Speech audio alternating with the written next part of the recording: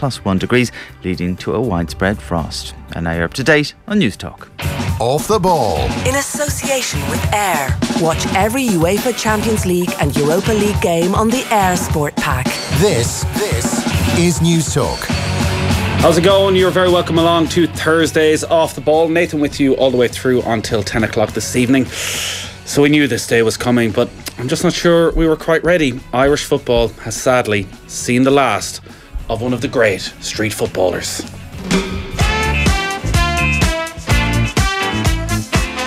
And Eamon, does Wes, does he fix it all? He doesn't fix the whole thing, but I think... It makes a statement, though, doesn't it? It makes a statement. Here's Hoolahan.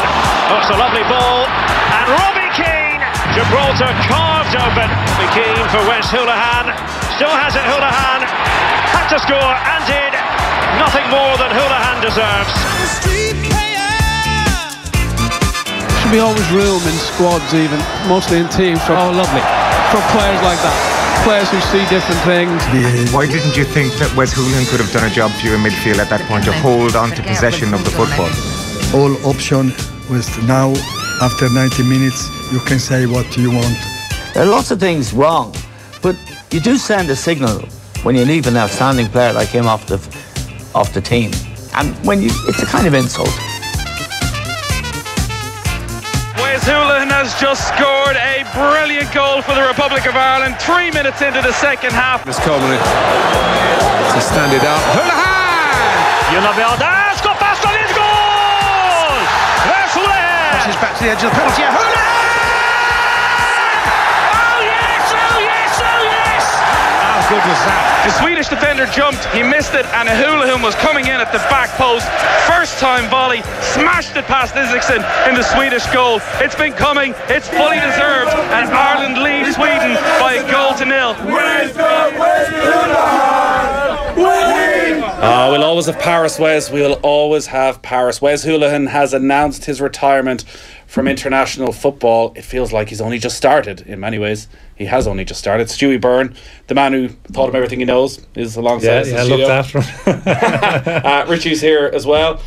I gotta say, I was a little bit surprised when the news came in, because we had spoken at, I think it might have been the Moldova game, where I was making the point that we're getting towards the very end of Wes. At that stage, it may have been the last time we saw him at the Aviva, and you were suggesting that actually, because he had to wait so long, 31 by the time he made his competitive debut, that really he might give it a go for another campaign, that Ireland was everything for him. Yeah, I was making the point, he's been really good with injuries. And like he came to the fore late on. Really, in terms of his conditioning, has really looked after himself in the last 10 years or so. And just kind of because of the style of football that he plays, he hadn't picked up any serious knocks, hadn't had any serious injuries, and also because the country loved him. You know, he was becoming this, not just a cult hero, but a real genuine hero to the country. And of course, the goal against Sweden, topped it all off. And I felt that would have been enough to keep him going. And I remember I had a very short conversation with him around this about 6 months ago, and I kind of threw it out there as if to suggest, don't be thinking about retiring. I was trying to cheer him up a little bit, making references to the likes of Totti and Maldini, because those guys look after themselves, they played into their 40s, and I don't see any reason why he couldn't do that himself. And so I thought that was going to happen, because everything was quite quiet for the last, since the game against Denmark. It was all quiet. I was beginning to think, maybe he's starting to think that he might stay on for a little while longer. However, I think, and I haven't spoken to him about this, but I think he may have had mixed thoughts about his role in the team. I think there might have been a lot of confusion there, especially in the last few games. And I think we all got the sense that the Denmark game, something came to a head in that game. Remember the frustration of the players in that game, and you just kind of felt something wasn't right in the camp, and that may have been the sort of catalyst to say, it's probably time to go now. Was the management ticket sticking around and the timing of their announcement, given that was 2-3 weeks ago at this stage, and Wes has decided to call it a day? Do those two things correlate at all? I can't answer for him, but I do. I can tell you what I was thinking in my head. If if Martin O'Neill had taken the job or had gotten the job at Stoke, and depending on who would have come in, I think it may have swayed him to say that's only a guess. It's a pure guess, and it's not right to kind of speak on his behalf. But from very little I've spoken to him, I think it has been in his head since the Denmark game. So, but why did he take until now to make that decision? Well, I guess we haven't heard from Glenn Whelan, we haven't heard from John O'Shea. Maybe all these players are just waiting to see where they're going to be with their club game. Remember, it's 2.5 years before Euro 2020, which is probably also in Wes's mind that I feel okay now when I'm 35. I'm going to be 36 very soon. By the summer of 2020, I'll be 38. Do I want to put the effort in now if I'm not going to be around to enjoy home games at the Aviva Euro 2020? I think that's it. I think you have to know where your place is in a team, and you have to. Footballers are no different to anyone. They have you have to feel wanted, and if you don't feel like that's there, okay, maybe it's there in some element, but if you're getting mixed messages from from supporters, from the crowd, from the media especially, and it's been difficult for him to be able to manage that, because pretty much for the last 5 or 6 games, it's all about him, and he's got to deal with that. Now, when he doesn't play, he's got to deal with that as well. But I would say that what has been key for him is to accept his role now, and how he's best utilised, and that's something that he's doing at club level. He's best utilised, bringing him off the bench 30 minutes, 35 minutes, full of energy, a little bit of guy, even just going back to the recent the FA Cup game against Chelsea, done exactly that at Stamford Bridge, kind of galvanised the team, and probably something they should have got out of it. But we seem to go the other way now with Ireland in the last 20-25 minutes. Rather than looking for some guile and looking for some control, we just go traditional, big man, get it long, get it high, get forward as quick as we can. And that's it. There's a huge contrast there of styles of play, and Wes plays a certain way. To be quite honest with you, if you were to do it all over again, you'd have Wes Hoolahan in as a 24, 25-year-old in the middle of your team, and you would build your team around them. Unfortunately, it has all happened too late for him. But in saying that, I think much of that was down to Wes, because Wes has admitted himself that during those years with Shells, he didn't realise what it took to be a professional footballer. He thought he was almost like, he was that good, he could just turn up. He was that good, he could, but also maybe that just delayed his progress those few years beyond his 23, 24, 25. Yeah, well, he had to do things the hard way. When you left Shells in 2005, it was Livingston, I think it was. Something was 50 grand at the time, and I think it was one of them situations where he had to go at the time. That probably wasn't the best move in the world for him. He just needed to rip himself away from that situation. Do something different. He needed to get out of our situation, and he needed to get into a kind of a different environment. Maybe going to Livingston probably set him back a year or two, because just by the sheer nature of where it is, you're kind of isolating yourself. You're out of the picture a little bit. It was the move to Blackpool I think that really threw him into light there. They've voted him as the best player that's ever played at Blackpool since Stanley Matthews or something. They absolutely adored him, and then moving on to Norwich, of course, and he did all his best stuff at Norwich, especially in the Premier League. But he's had to do it the hard way, and for anybody who ever thinks of Wes as being some sort of a comfort player or whatever, they don't see it. He has that graft in him. That was one of the sort of myths perpetrated by Trapattoni that we've seen over the last few years. And just on the Martin O'Neill thing, in case people are taking us up the wrong way, Wes speaks very well in the interview that he did with Aidan Fitzmaurice in the Indo today, and he speaks very highly of Martin O'Neill and Martin O'Neill giving him that opportunity. And I guess if Martin O'Neill had gone to Stoke, there's no guarantees that the conversation with the new manager would have been any different than the conversations he was having with Martin O'Neill as to what his role would be within the team. But Trapattoni, and even watching back some of the press conferences today where he spoke about Wes, sort of put out this myth that Wes didn't work hard enough.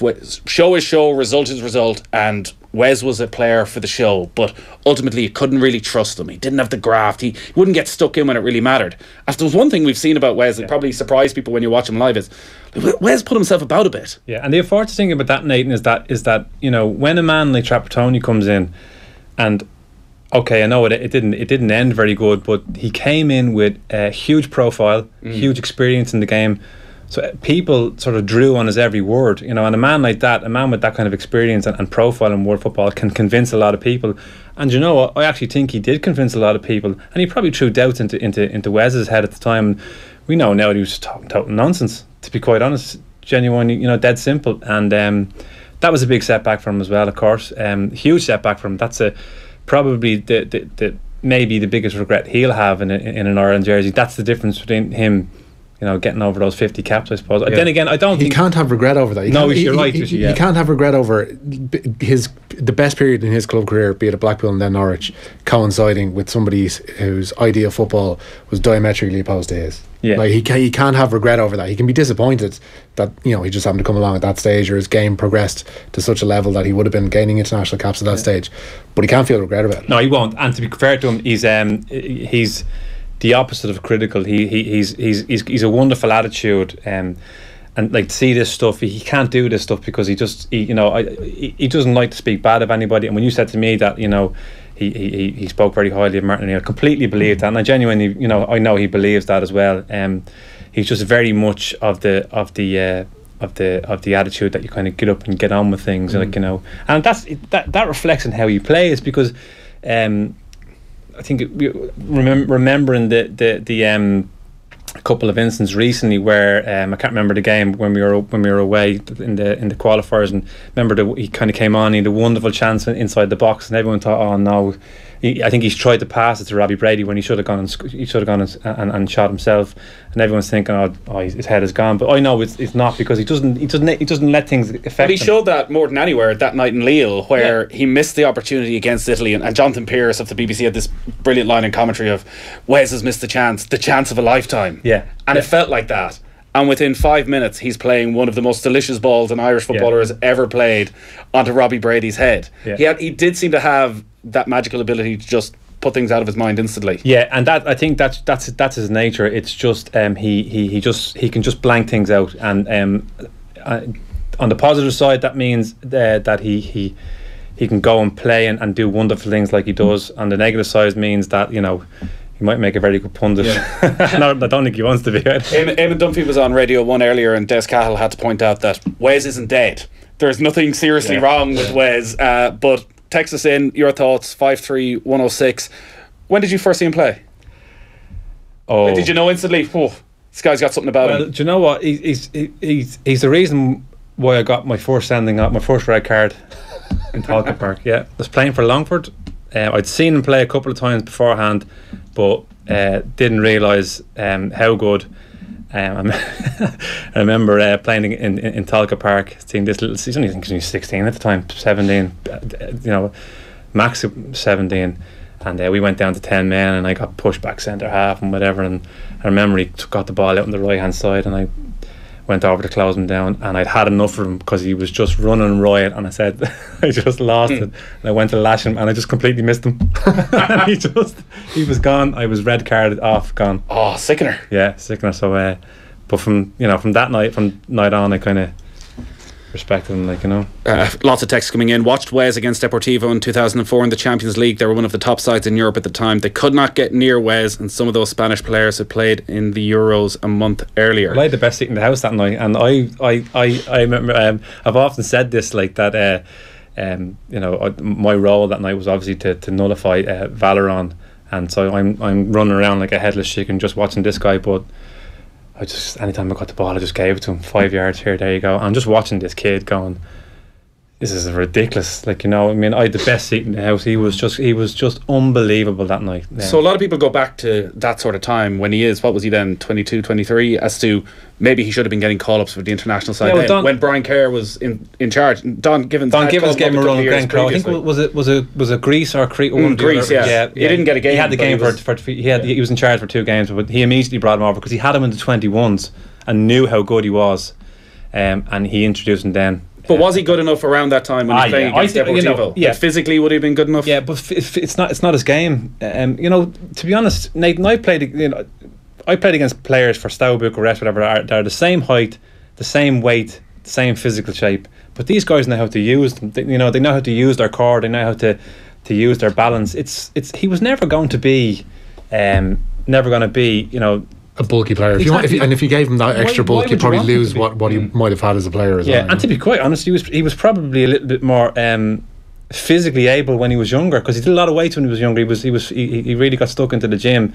It's only really when he kind of sorted out his diet really that his conditioning really improved, and that's what's given him the longevity to play like he plays. Oisin Trim says your Sultans of Ping tune at the end of the show be perfect for Wes. Give him a ball in the yard of grass. I watched him play Champions League for Shells back in the day. Was certainly not out of place on the pitch with Deportivo. He's going to leave a gaping hole for those of us who watch Ireland. Who's going to replace him? Well, that's the thing. There is no next Wes Hoolahan, and I also thought one of Wes's greatest qualities, and listen, we know the range of passing he has, was his ability to do the simple things at the right time, and quite often that was doing nothing. So often we would see Wes pick up the ball in the middle of the pitch and he would just maybe do a little shift to the side, but he would hold on to the ball for 6, 7, 8, 9 seconds, give time for the fullbacks to get forward, give time for everybody else to get in position, which seems simple.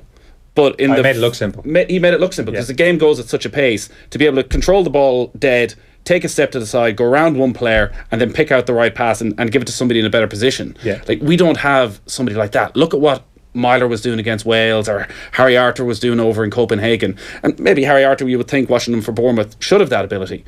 Ping it 50, 60 yards, get rid of it. But Wes couldn't do that. It wasn't in him. And here's a point, without trying to just take away from the abilities of Harry Arter or James McCarthy, but there's been a lot of talk about James McCarthy, a lot of talk about Harry Arter. Neither of them can do it at international level, in my opinion, the way the Wes can do it. I mean, they're the £15 million players, and I mean, yet we're so reliant on Wes to kind of do what you said, just get on the ball in awkward situations, and sometimes not even in awkward situations, just to get us playing, just to get us into that rhythm of stringing passes together. Probably the best part of his game is taking the ball in any situation, because he has this wonderful centre of gravity, wonderful awareness. That's really something we don't do at international football, which is demand the ball when there's an opposition player near you. That didn't bother him. He instills confidence in the player to give it to him. Like, a lot of players might, get on the ball and they might have a little look and go, oh, I don't know about that. But when you know it's him on the end of it, it's just there you go. And you can see that's what he's done for us. And it sounds so simple, but for some reason it's a big difficulty for us when he's not on the team. Charlie's not having Wes. Can't understand this fascination with Wes Hoolahan. He was more bench player there. Some ridiculous praise today. All these managers can't be wrong. Yeah, well, I disagree with that. I think what happens is, it's a pressure job. There's no doubt about it. And these managers have a look around. They probably come from an environment where they would have played, utilised more physical players, and they played a certain way. And the likes of Martin O'Neill is a good example. Pretty much has a way of playing and will stick to that. But to be fair to him, he was a hell of a lot more. He utilised Wes a hell of a lot more than any other manager did as well. But during the last campaign, he seemed to manage Wes until those last couple of games. I think he wants to play him, but it just, for some reason, the big one probably was playing Callum O'Dowd in the away game against Denmark. I think that might have hurt him a little bit, because that game was pretty much, we just defended for most of it. That was Trapattoni era type football. It was just hoofing it long. We were as a team. We were starting to regress at that stage, weren't we? You could just see it. We never really kicked on from the Euros. We were just ticking along, and we weren't really improving. We weren't going that way. We were sort of starting to regress a little bit. And then it all culminated in the home game against Denmark. The ball for James McLean over in Austria, though. Yeah. Well, that's the other thing that I think, it's time to celebrate what he's achieved. I remember texting him after the Sweden game. Maybe he hadn't realised it at the time, but I'm just saying, look, that's Houghton in Germany, that's Houghton in Italy. You've got one of them goals. It's you can count them on your hand, the amount of players that have done that in Irish soccer history, and you're one of them. So did that mean something to him? I'd say it did. He probably, does that sink in? Is he the type of character that eventually does sink in, the importance of what he's done? Oh God, you'd want to be something wrong with you if that didn't sink in, and especially he's comes from a football family, and his family are very supportive of him, and of course where he comes from, the inner city and all, he's a hero there, and most of them would have been there at that game, and it was a great day. probably one of the best days I can remember. Like I say, they're few and far between, and when you consider the Euros of 2012, which were, awful. Let's not get into that. We'll talk to John Giles about Wes a little bit more. He's coming up at about 7:30. But Richie, the Ireland team has been named for the game against Italy. Yeah, and Joe Schmidt has chosen to shuffle his pack for that second Six Nations game. Jack McGrath, Devin Toner, Dan Levy and Jack Honan have all been introduced to the side for Saturday's meeting with Italy. Cian Healy, James Ryan, CJ Stander and the injured Josh van der Flier are the players to drop out. Meanwhile, Jordan Larmour should make his Ireland debut on Saturday. He has been named among the replacements, and Schmidt has been asked what he expects of Larmour should he be introduced. I expect Jordan to provide what he's been providing that we've all seen in provincial matches, that electric acceleration, that change of direction, but also that surety under the high ball, that skill. There's a couple of really nice passes that he's linked in with to set players away. So, we'd love to see all that. Away from the ball, he's got a super work rate, Jordan. So, we know that if we are coming under pressure, he'll be working really hard to help relieve that pressure. We're back at the Aviva Fan Studio this Saturday for round 2 of the NatWest Six Nations. We have a brilliant panel of Donncha Ryan, Fiona Steed and Mike McCarthy, and we want you to join us as well. Just check out the OTB Facebook page, like the post, tag a mate to be in with his chance to have a proper knees up with us and some rugby legends. No room for sentiment from Italian head coach Conor O'Shea today. He's opted to leave former Leinster at half Ian McKinley out of their matchday 23 for the game at the Aviva. In come Luca Bigi at hooker, Nicola Quaglio at loose head and Bram Stein at open side. And O'Shea says McKinley must bide his time. No, he's not a romantic story. Ian wants to be picked because he is the number one rugby player and he's right to be in this team at the time, not because he's a story. And sport is full of romance, but the hard-nosed side of it is if at the moment Tommy Allen had the jersey last week, was outstanding, and Carlo Canna is one of the top point scorers in Pro 14 rugby. Now, Martin O'Neill has described Wes Hoolahan's desire to play for the Republic of Ireland as immeasurable. The Norwich playmaker called time, as we mentioned, on his international career today, having won just 43 caps. Hoolahan made his Ireland debut against Colombia at Craven Cottage in 2008, with his high watermark coming 8 years later with his goal against Sweden in Euro 2016. He's the second Irish player to end his international career since the World Cup playoff defeat to Denmark, following in the footsteps of Daryl Murphy. And speaking on the Keith Andrews football show earlier, the titular host says Hoolahan should have been capped more. Absolutely crying out for it. None more so than Euro 2012 when we were playing against Spain or Italy, when, especially against Spain, it was like you were in a nest of bees or wasps. There was that many players floating around you, and we're stuck in a four-man midfield, getting overrun, as per usual, against the better opposition. Whereas someone like Wes, that extra man, that bounce pass into midfield, to the ability to find them in those little spaces, it just makes your life so much easier. It really does. The Keith Andrews Show is live every Thursday lunchtime around about 12:30 on facebook.com/offtheball. Well worth checking out. It's up on youtube.com/offtheball right now. Keith's talking about the retirement of Wes Hoolahan, and he's also joined by Steve McLaren as well. Really interesting interview with Steve McLaren. You've had 3 accents going on within the 2 words there, Nathan. See, I was going for the Welsh accent again. I just can't help myself. Steve McLaren. Great teeth, isn't he, Steve McLaren? He does indeed, yeah. Something going on there that I don't know about? He appeared on TV one day in a brand new set of Delph, just out of nowhere. Why not? Yeah, why not? Yeah. Not the first. Klopp's done it as well. Yeah. He's got a wonderful new Scotland tiles there. And else, Richie?